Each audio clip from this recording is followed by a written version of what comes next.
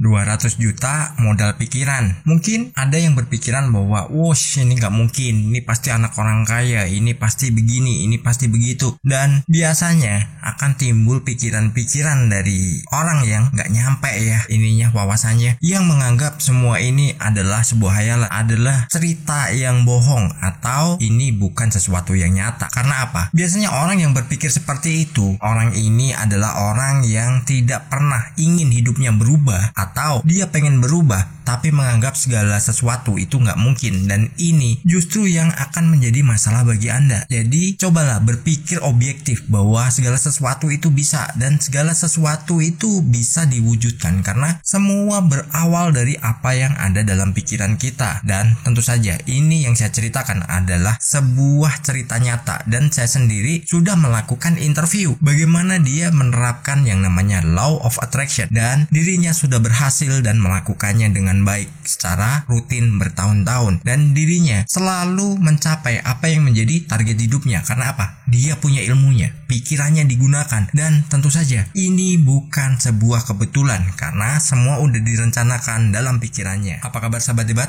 Tentunya selalu dalam berlimpahan dan keharmonisan ya. Ini saya pengen bercerita lagi. Kalau sebelumnya saya bercerita tentang teman saya yang memiliki penghasilan setiap bulan itu sebesar 300 juta. Dan ini kita pengen membahas seorang teman lagi yang dia memiliki penghasilan 200 juta hanya bermodalkan pikirannya, hanya memiliki impian yang itu dijadikannya sebagai tujuan hidup, dan semua bisa terwujud karena dirinya memaksimalkan apa yang ada dalam hidupnya, yaitu kekuatan dan energi pikiran bawah sadar. Nah, kalau Anda yang nggak paham atau Anda nggak ngerti, tolong simak video ini baik-baik, dan bila nggak suka silahkan pindah channel, nonton konten-konten prank yang mungkin itu bisa menghibur Anda dan menjadikan Anda seseorang yang hanya bermimpi dan tidak pernah menjadi kenyataan dalam merubah hidup. Di sini ada beberapa poin, tentu saja 5 poin seperti biasanya yang akan saya bagikan. Ini hasil interview saya dengan teman saya, dan ini bisa teman-teman nanti tiru juga. Jangan khawatir, semua orang punya kesempatan dan semua orang punya peluang untuk menjadi jauh lebih baik dari kondisi sebelumnya. Karena apa? Ya, kita dikaruniai sebuah kekuatan yang sangat luar biasa, dan kita bisa menjadikan semua itu adalah pijakan awal untuk merubah yang namanya hidup. Tentu saja kuncinya kita harus memiliki impian. Kalau kita udah memiliki impian, dan segala sesuatu itu tak ada yang tak mungkin. Karena sering saya bilang bahwa sesuatu yang tercipta di dunia ini adalah 2 kali penciptaan. Pertama, kita ciptakan dalam pikiran, kedua dalam realitas nyata. Dan kadang masih ada yang nggak percaya, padahal teman-teman sudah banyak yang membuktikannya dan teman-teman sudah menikmati hasilnya. Jadi kalau Anda baru menonton channel ini, tolong simak baik-baik ya. Dan terima kasih pada teman-teman yang senantiasa mengikuti video-video yang saya bagikan dan mau belajar. Tentu saja di sini video hanya saya pakai untuk sebuah media yang nantinya akan kita jadikan bahan diskusi untuk evaluasi dalam teman-teman menerapkan law of attraction dan teman-teman melakukan apa yang menjadi tujuan hidupnya. Dan tentu saja teman-teman, saya yakin semua di sini adalah orang-orang hebat dan orang-orang yang bisa merubah hidupnya meskipun kondisinya saat ini belum apa-apa dan mungkin Anda bukan siapa-siapa. Tapi yakinlah, keajaiban pasti akan terjadi, dan keajaiban itu akan menjadi sebuah kenyataan bila kita mempercayainya. Kita mulai ya. Poin pertama adalah berpikir bisa. Kita harus berpikir bisa. Apa yang kita inginkan itu bisa terwujud selama kita mau berpikir bahwa semua itu bisa. Jadi jangan pernah kita berpikiran bahwa segala sesuatu itu nggak mungkin, sesuatu itu nggak bisa, dan kita membatasi diri kita. Karena dengan kita membatasi diri kita, kita nggak akan pernah meraih apa yang kita inginkan. Contohnya, banyak orang yang dirinya tadinya bukan siapa-siapa, tapi karena memiliki impian yang tinggi dan dia mau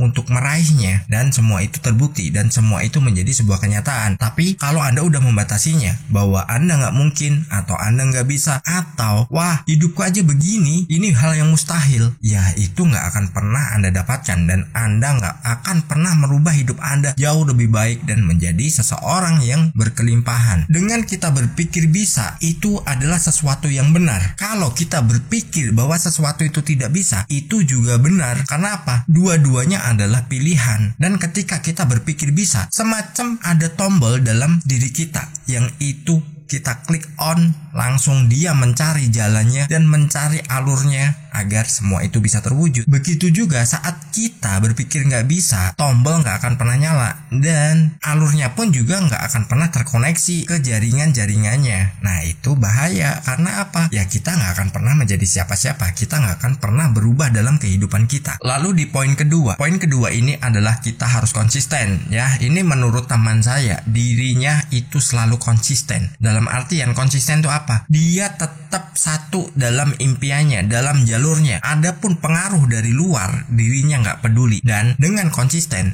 memang akan ada masa-masa yang dimana itu dirinya itu selalu diuji. Dalam artian diuji itu begini, oh ini baru mendapatkan peluangnya yang belum terlalu besar, tapi dengan konsistensi yang dia lakukan, maka dia mengejar terus. Dalam artian bukan mengejar dia memaksa ya, tapi dirinya fokus, dia berinovasi, dia melakukan hal-hal yang itu mungkin sesuai dengan bidangnya. Mungkin kalau teman-teman memiliki bidang di pertanian mungkin, atau bidangnya dalam pembuatan sebuah alat atau apapun lah, atau Anda punya kreasi sendiri, ya sudah konsisten di situ, fokuskan di situ, inovasi terus di situ. Karena apa? Dengan kita konsisten, peluang itu akan datang dengan mudah dan peluang itu akan menjadikan perubahan dalam hidup Anda yang tadinya kecil. Kalau Anda mau menerimanya, itu justru akan menjadikan itu sebuah pematik yang akan menyulut api yang lebih besar, dalam artian api keberlimpahan atau semangat yang berkobar. Nah itu kalau dilakukan secara konsisten. Kita harus berani nih melakukan inovasi. Terus kita harus ibaratnya gini, sebuah layang-layang itu nggak akan pernah bisa terbang kalau dirinya nggak melawan yang namanya angin. Karena dirinya melawan angin, nah dirinya bisa terbang tinggi. Itu filosofinya, itu ilustrasinya. Begitu juga kalau kita hanya ikut-ikutan dengan orang, kita nurut apa kata orang, apa yang disampaikan orang yang itu sebenarnya mencegah diri kita untuk maju, ya sudah, kita akan menjadi bagian dari mereka dan kita nggak akan pernah mendapatkan yang namanya perubahan dalam hidup. Ini yang harus kita hindari. Fokus aja dengan impian teman-teman, meskipun ditertawakan, meskipun dihina, meskipun teman-teman dipandang ya mungkin dibilang nggak normal atau bagaimana, ya biarin aja. Karena apa? Ya itu fokus teman-teman sendiri. Karena apa? Biar itu teman-teman nanti saat menemukan jalannya itu akan terbukti. Tapi kalau kita terhasut dengan mereka, kita malah justru ikut dengan mereka yang nggak pernah menjadi apa-apa dan bukan siapa-siapa juga. Justru kasihan teman-teman sendiri. Di poin ketiga, setelah kita konsisten dengan apa yang menjadi tujuan kita atau kita menggeluti apa yang menjadi bidang kita, kita harus profesional. Kita harus fokuskan di situ. Kita nggak boleh berubah-ubah. Misalkan kita udah konsen di sebuah bidang, terus ada orang lain,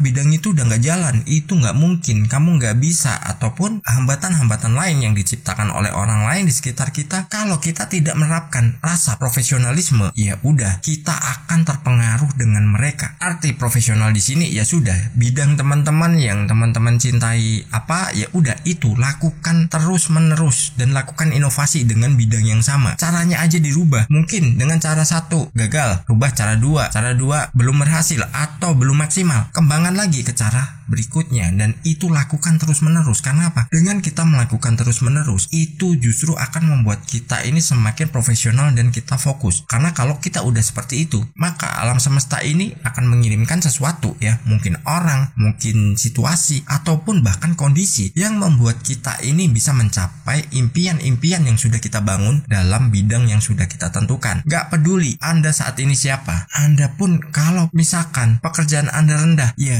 cuek aja, gak masalah. Dalam artian rendah bukan sesuatu yang buruk ya, dalam artian mungkin posisi kerja Anda itu siapa, terus jabatan Anda itu mungkin levelnya paling rendah, ya jangan pedulikan itu, tetap kejar dan terus belajar. Saat kita udah melakukan itu, maka kita akan mendapatkan perubahan dalam hidup secara spontan ya. Karena apa? Yaitu tadi, ada alam semesta itu mengirimkan orang, situasi, atau kondisi yang bisa kita ambil. Nah dari situ teman-teman akan berubah jauh lebih baik dari kondisi sebelumnya. Tapi kalau teman-teman menyerah, ya teman-teman gak akan pernah mewujudkan apa yang menjadi impian teman-teman. Lalu poin keempat adalah kita harus menjaga pikiran. Saat kita udah menjaga pikiran kita, itu kita akan dalam rel yang sama. Kita gak belok-belok. Mungkin kalau itu kereta gak pernah tergelincir, dia gak pernah keluar. Kenapa? Fokus dalam sebuah bidang yang itu memang menjadi tujuannya. Entah dia mulainya dari mana, tapi kalau kita sudah fokus di situ, maka kita akan sampai pada pada tujuan yang sudah kita targetkan, tujuan yang sudah kita tentukan. Kuncinya satu, jaga pikiran kita, jangan pernah ada pengaruh, jangan pernah kita ini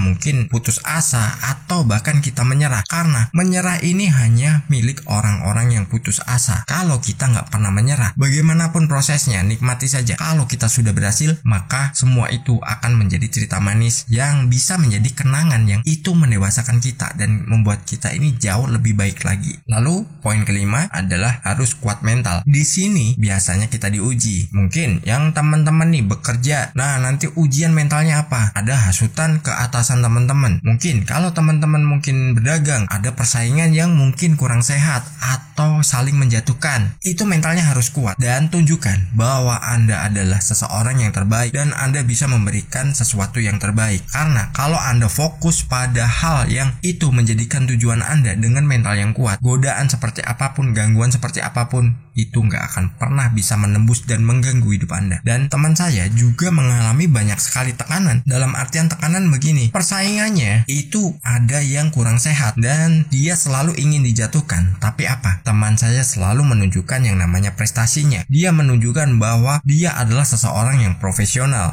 Dia nggak pernah mengeluh, dia nggak pernah putus asa, dan itu membuat hidupnya jauh lebih baik lagi. Karena apa? Target 200 juta per bulan selalu di tangan, dan itu dilakukan secara cepat. Bahkan dia sempat melakukan istirahat. Kalau memang kita udah merasa berat, kita perlu istirahat dulu, entah berapa lama tapi jangan terus nanti mengabaikan. Tetap kembali lagi fokus pada apa yang menjadi tujuan kita. Karena dengan begitu kita akan lebih mantap lagi. Karena dengan istirahat ini biasanya itu justru ide-ide segar itu akan masuk. Nah setelah itu masuk langsung eksekusi dan rubah kehidupan. Dengan begitu kita akan menjadi orang-orang yang semakin luar biasa. Dan tentu saja selalu berpikir positif. Sukses berlimpah.